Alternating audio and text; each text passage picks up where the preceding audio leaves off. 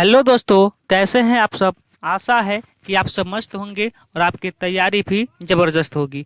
दोस्तों, Uttar Pradesh police constable जो समान अध्ययन का मॉडल पेपर था, इसकी क्लासेस कुछ दिनों से बंद थी। तो आइए आज से पुनः इसकी क्लास की शुरुआत करते हैं और प्रत्येक दिन आपकी इसकी क्लासेस मिलती रहेंगी। इसके साथ साथ आपको हिंदी का चैप्टर वाइज एमसीक्यू बैच और साथ में यूपी जीके का भी एमसीक्यू बैच की क्लासेस मिलती रहेंगी। तो चलिए देर न करते हुए आज हम लोग प्रैक्टिस सेट 13 की ओर चलते हैं। जो प्रैक्टिस सेट 13 का पहला प्रश्न है, करें कि में स्थित गणेश रथ सबसे बेहतरीन एकाश्म मंदिरों में से एक है। यानी कि प्रश्न पूछा जा रहा है कि गणेश रथ मंदिर कहाँ पर स्थित है, तो यह स्थित है महाबलीपुरम में। ध्यान दीजिएगा, गणेश रथ से बहुत सारे प्रश्न आते हैं। मैं आपका 2 मिनट यहाँ पर लेता हूँ ताकि इस मंदिर से आपका एक भी प्रश्न न छूटे। पहली बात तो यही पूछता है कि गणेश रथ मंदिर किसने बनवाया था। तो बनवाया था पल्लव वंश के एक शासक थे जिनका नाम था नरसिंह बर्मन प्रथम। ठीक है, माफ कीजिएगा, ये प्रथम है। ठीक है, नरसिंह बर्मन प्रथम ने इसको बनवाया था। ध्यान दीजिएगा, महाबलीपुरम में स्थित जो रथ मंदिर है इनकी संख्या 8 है और इनमें जो रथ थे इनमें से 5 रथों का नाम जो महाभारत के पांडव थे उनके नाम पर रखा गया है। इन रथों से भी क्वेश्चन आपके एग्जाम में बने हैं और बनेंगे भी, ध्यान रखेंगे। तो जो पहला रथ था वो था धर्मराज रथ। मैं एक एक करके लिख रहा हूं, ध्यान से देखिएगा। धर्मराज रथ। ठीक है, दूसरा जो रथ था वो था भीम रथ। भीम रथ। जो अगला रथ था वह था अर्जुन रथ। जो अगला रथ था वह था आपका नकुल रथ। नकुल रथ। अगला जो रथ था वह था सहदेव रथ। सहदेव रथ। और एक और रथ था जिसका नाम था द्रौपदी रथ। द्रौपदी रथ। अब ध्यान दीजिएगा, अब इन रथों से भी आपका प्रश्न पूछा है और एक बात और ये भी प्रश्न पूछा है कि सबसे बड़ा रथ कौन सा है और सबसे छोटा रथ कौन सा है। तो याद रखेंगे, सबसे बड़ा रथ आपका है धर्मराज रथ और सबसे छोटा आपका है द्रौपदी रथ। इतना बातें इन रथ मंदिर से आपको याद रखने की आवश्यकता है। यहाँ तक बात क्लियर। तो चलिए अगले प्रश्न की ओर चलते हैं। दूसरा प्रश्न कह रहा है कि बदरुद्दीन तैयब जी ने सन में अध्यक्ष के रूप में कांग्रेस को संबोधित किया था। तो बदरुद्दीन तैयब जी ने 1887 ईस्वी में कांग्रेस के अध्यक्ष के रूप में नियुक्त हुए थे और यही बदरुद्दीन तैयब जी कांग्रेस के प्रथम मुस्लिम अध्यक्ष भी हुए थे। प्रथम मुस्लिम अध्यक्ष भी हुए थे। ठीक है, बात क्लियर। ऑप्शन नंबर आपका सी क्या हो जाएगा, सही हो जाएगा। आप बताएंगे कि यह जो 1887 में कांग्रेस का अधिवेशन हुआ था वो किस शहर में हुआ था, आप हमें बताएंगे। चलिए अगले प्रश्न की ओर चलते हैं। एक बात और आप और बताएंगे कि कांग्रेस के प्रथम अध्यक्ष कौन थे। चलिए मैं ही बता देता हूं, कांग्रेस के जो प्रथम अध्यक्ष थे वो थे WC बनर्जी।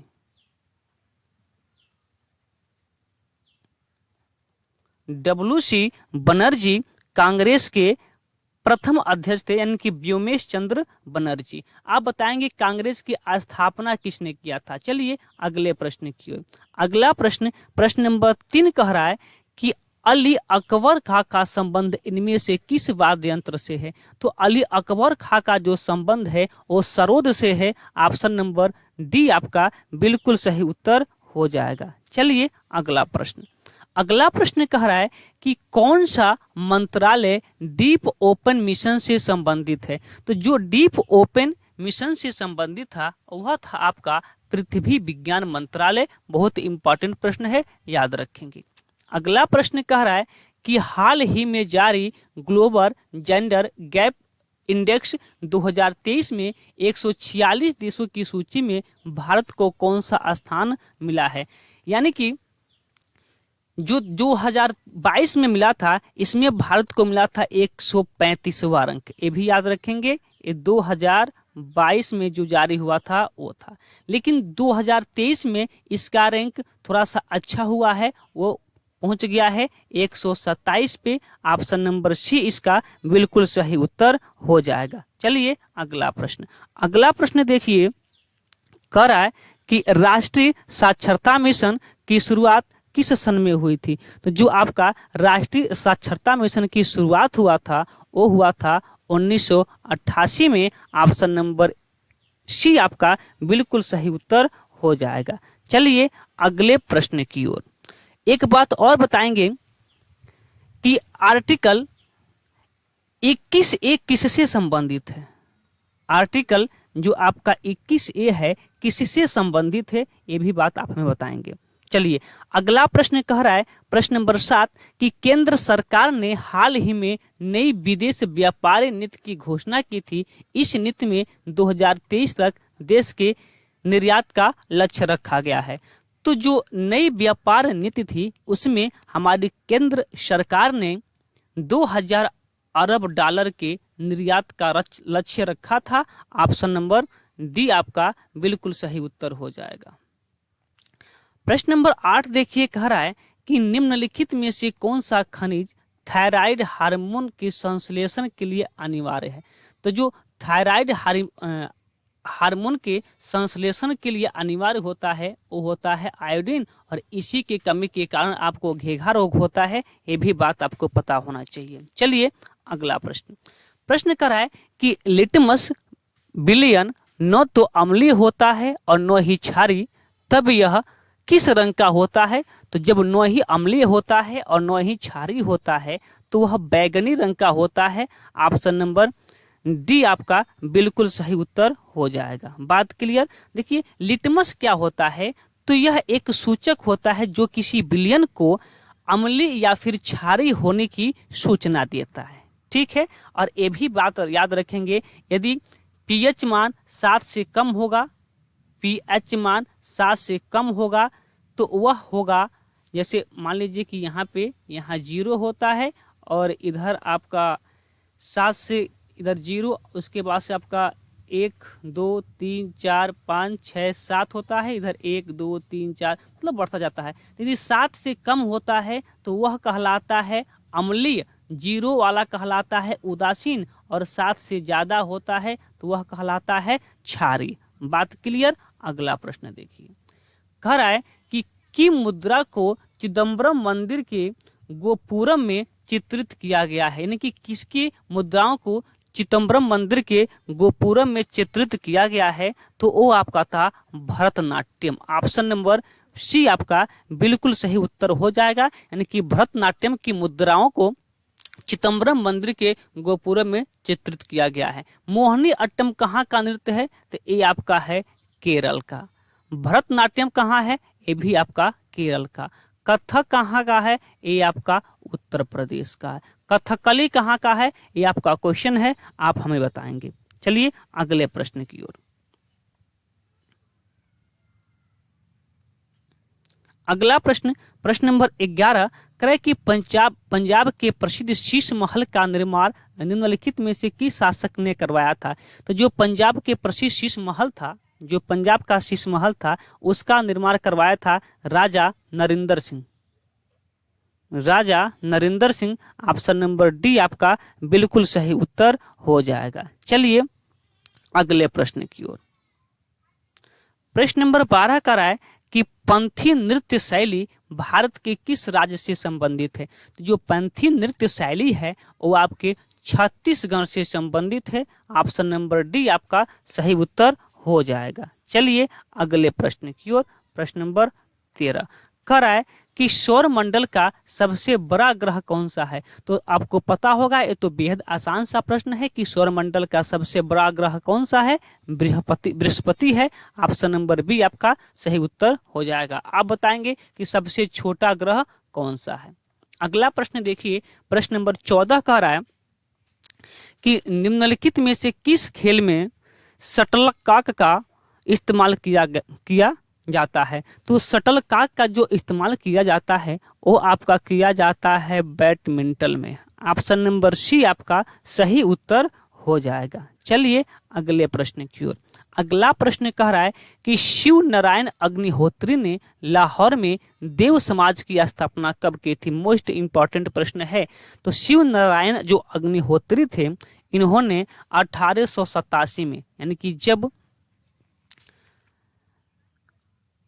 कांग्रेस के प्रथम मुस्लिम अध्यक्ष बदरुद्दीन तैयब जी ने कांग्रेस को संबोधित किया था, उसी वक्त अग्निहोत्री जी ने देव समाज की स्थापना किया था। ऑप्शन नंबर सी आपका बिल्कुल सही उत्तर हो जाएगा। अगला प्रश्न देखिए, कह कि लाइफ ऑफ पाई उपन्यास किसने लिखा था। तो जो लाइफ ऑफ पाई उपन्यास था वो लिखे थे यान मार्टेल।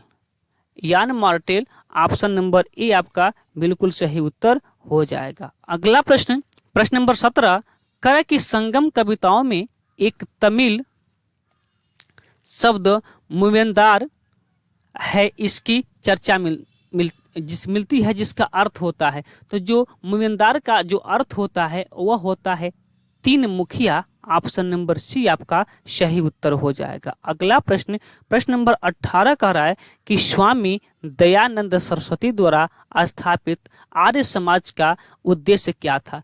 तो स्वामी दयानंद सरस्वती ने आर्य समाज की स्थापना किया था।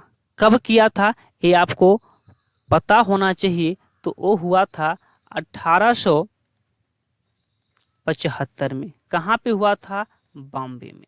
तो 1875 में स्वामी दयानंद सरस्वती ने आर्य समाज की स्थापना किया था बॉम्बे में, जिसका मुख्य उद्देश्य था हिंदू धर्म में सुधार करना। हिंदू धर्म में सुधार करना इसका मुख्य उद्देश्य था। चलिए अगले प्रश्न की ओर।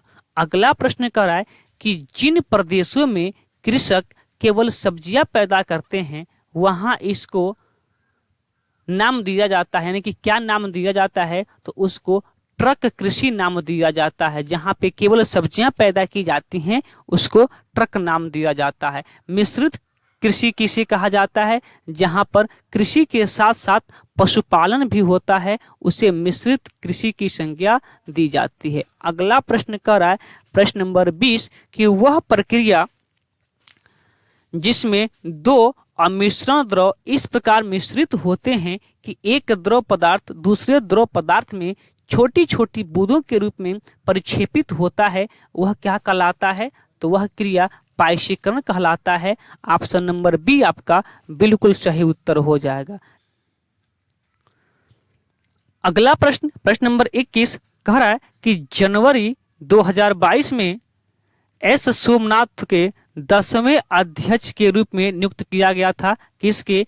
तो वह किया गया था इसरो का। ऑप्शन नंबर डी आपका बिल्कुल सही उत्तर हो जाएगा।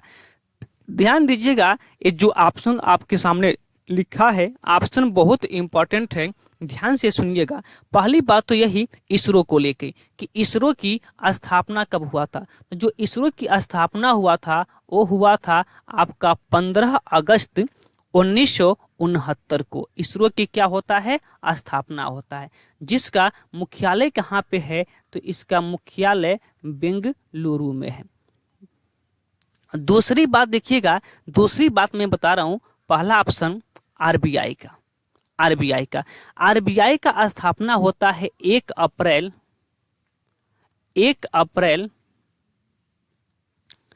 1935।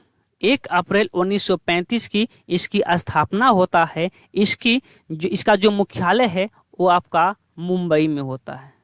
इसका मुख्यालय मुंबई में होता है। इसके वर्तमान में गवर्नर कौन है ये भी याद रखेंगे आप, तो शक्तिकांत दास इसके वर्तमान में अध्यक्ष हैं। अब डीआरडीओ का हमें बताएंगे कि डीआरडीओ के अध्यक्ष कौन है, डीआरडीओ की स्थापना कब होता है, इसका मुख्यालय कहाँ है, डीआरडीओ के बारे में आप हमें बताएंगे। मैं बता रहा हूं आपको सेबी।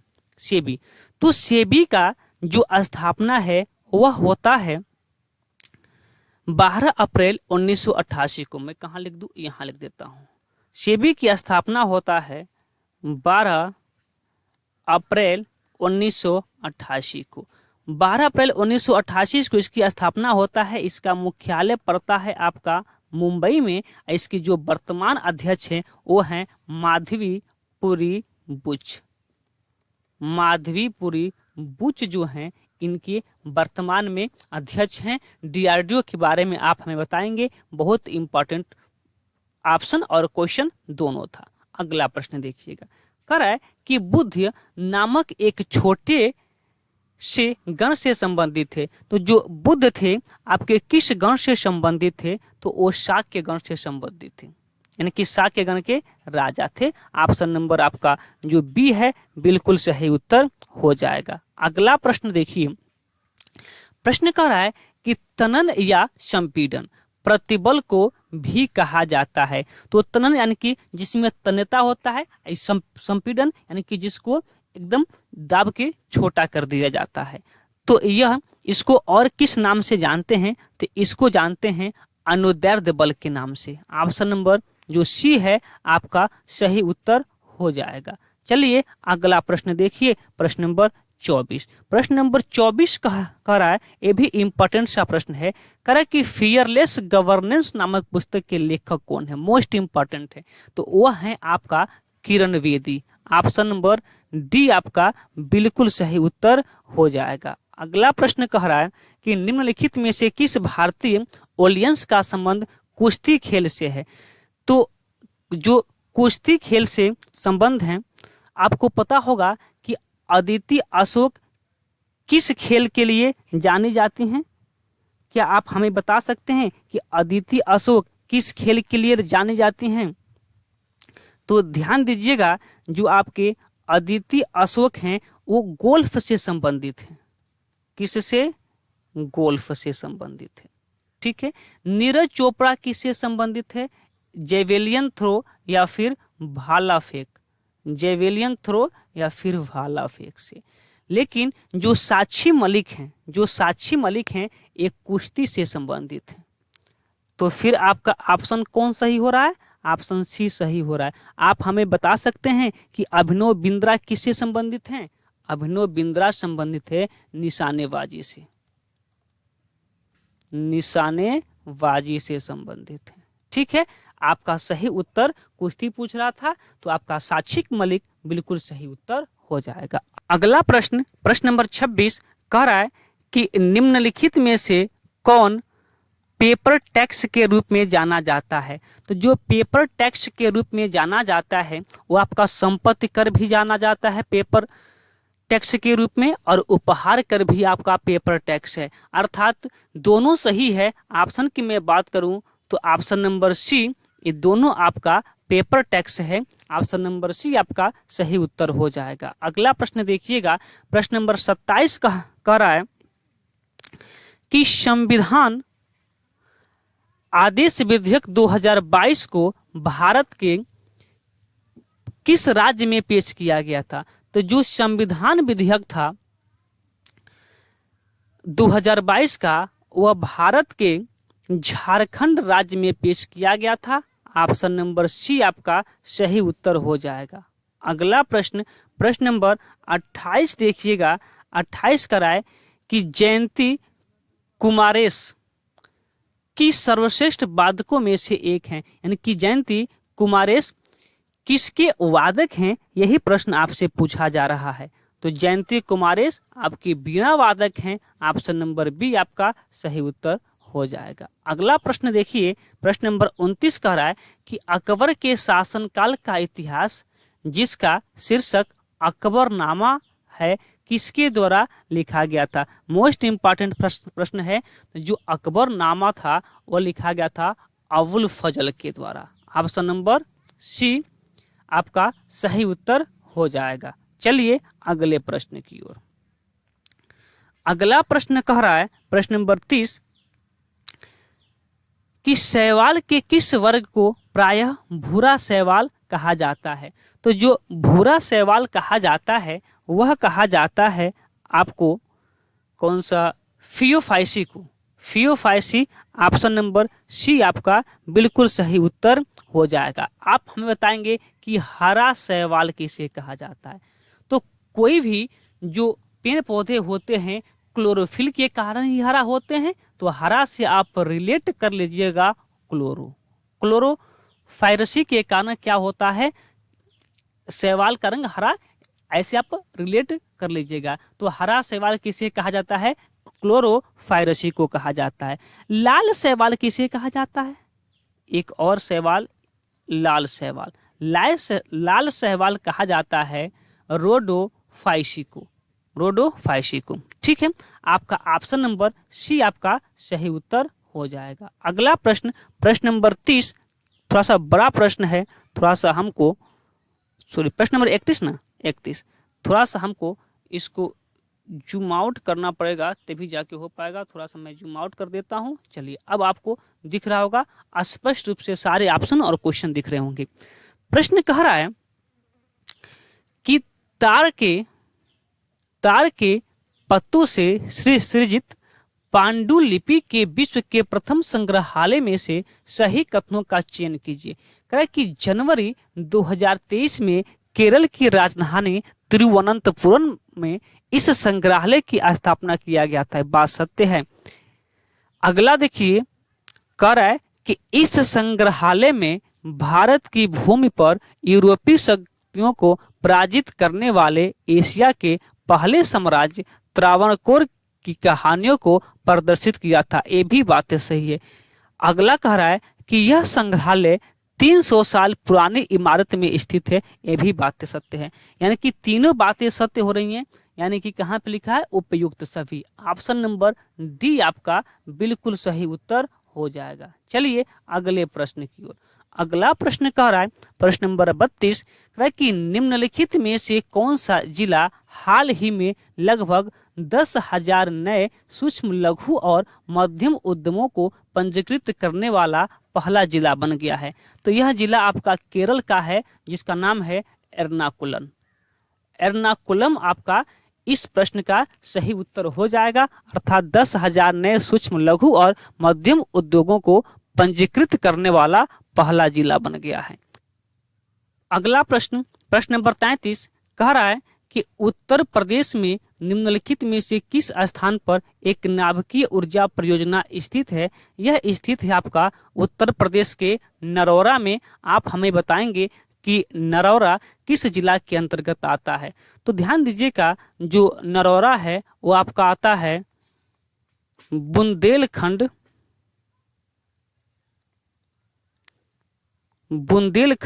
जिला के अंतर्गत आपका आता है नरौरा।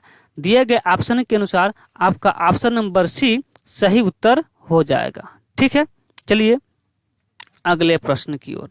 प्रश्न नंबर 34, कह रहा है कि निम्नलिखित में कौन सुमेलित नहीं है। यानी कि देवा शरीफ का मेला आपका बाराबंकी में लगता है। सही बात है, ये सुमेलित है। अल्लाह किससे संबंधित है, महोबा से। ये भी सही है। जो कर्मा नृत्य है ये आपका मथुरा नहीं, यह मथुरा से नहीं था। ये उत्तर प्रदेश के मिर्जापुर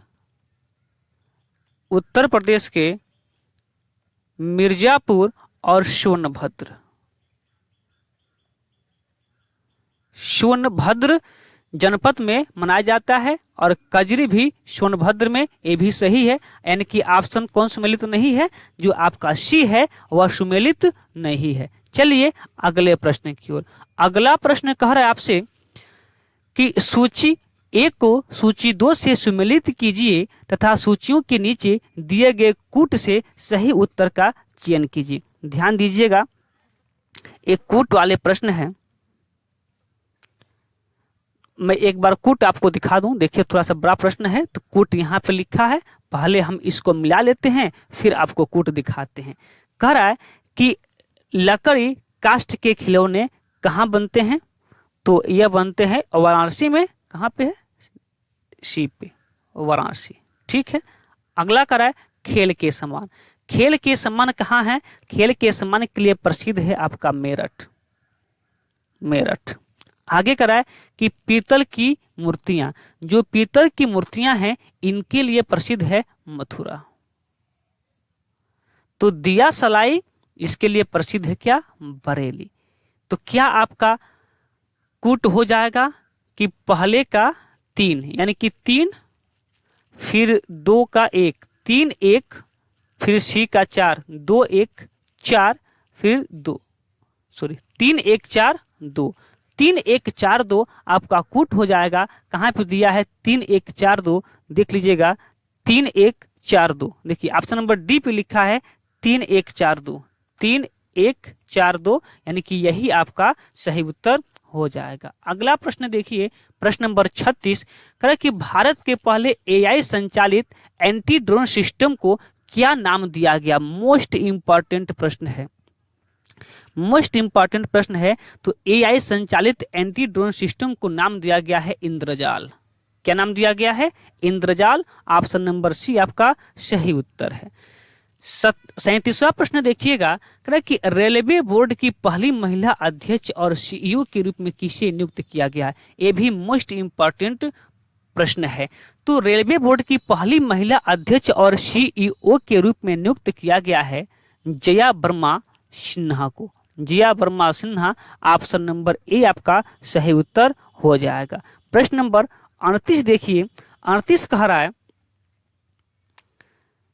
कि नेशनल ग्रीन ट्रिब्यूनल के नए अध्यक्ष के रूप में नियुक्त किया गया है। तो यह नियुक्त किया गया है जस्टिस प्रकाश श्रीवास्तव को। ऑप्शन नंबर बी इसका सही उत्तर हो जाएगा। तो चलिए आज की हमने प्रैक्टिस सेट के 38 प्रश्न को देख लिए। फिर मिलते हैं अगले दिन प्रैक्टिस सेट 14 के साथ। इसके साथ साथ कल से ही आपको हमने हिंदी और हिंदी का टॉपिक वाइज प्रैक्टिस सेट और आपका यूपी जीके का भी एमसीक्यू बैच दे रखा है, उसको भी आप जरूर देखेंगे। मोस्ट इंपॉर्टेंट प्रश्नों की श्रृंखला है। तो चलिए फिर आज की क्लास को यहीं पे रोक देते हैं, फिर मिलते हैं अगले दिन। तब तक के लिए धन्यवाद।